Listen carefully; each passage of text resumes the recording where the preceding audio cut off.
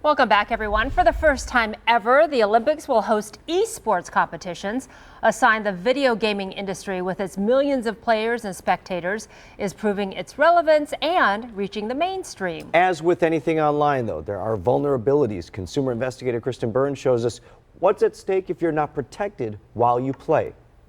Slept on point, slept on point. I have to train over a long period of time. They have jerseys and a place to practice. Reaper, no Wraith.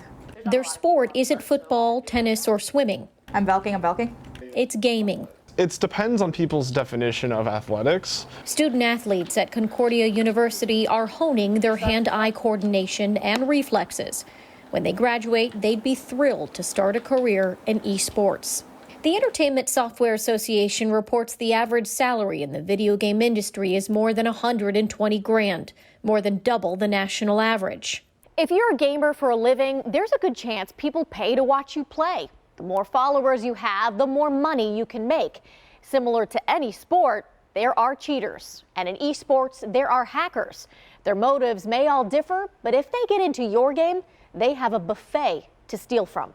In-game items, currency, in-game ability for different pieces for a character, or just the accounts that are attached to it, PayPal, credit cards, what have you. IT networking professor at MATC, Brian Kirsch, says sometimes hackers manipulate a player's performance. So they're underneath. 3 years ago, this gamer in Greenfield lost out on prize money when someone took over his identity as a player in his Call of Duty game. Hackers knocked him down from his top spot.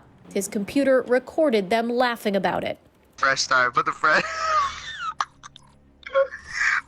start. They can find your IP address, send a bunch of bots to your router, and in essence overload it and shut down your router, so killing your internet.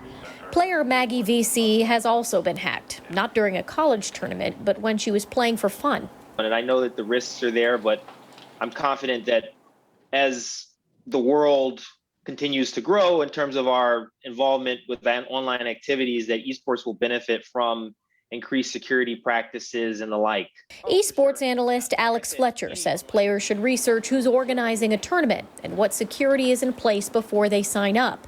So you have to do some due diligence around a lot of these activities, because just like anything else online, there are people that don't have the best intentions at heart. Tech experts say if you are playing from home, two-factor authentication is a must, and a strong username and password is essential. I personally have had, 2 of my game accounts hacked that way because I did not have unique passwords. So As an IT professor. And that was absolutely my fault. I'm coming back as Moira. I love video games. I like the whole industry. It takes the same as any other sport would take. It's time and dedication to the game. It's in the industry's best interest to keep the game honest. If people can cheat in a game, nobody will play it. If nobody plays it, they don't get those microtransactions, and then they lose their revenue. To protect the players who follow the rules. But cyber criminals don't care, and anyone is a target in their game. Protect it like you do any other data, because if you don't, somebody's going to take it away from you. I'm consumer investigator Kristen Burns. This year, market researchers report the global esports market valued at just shy of $1.1 billion.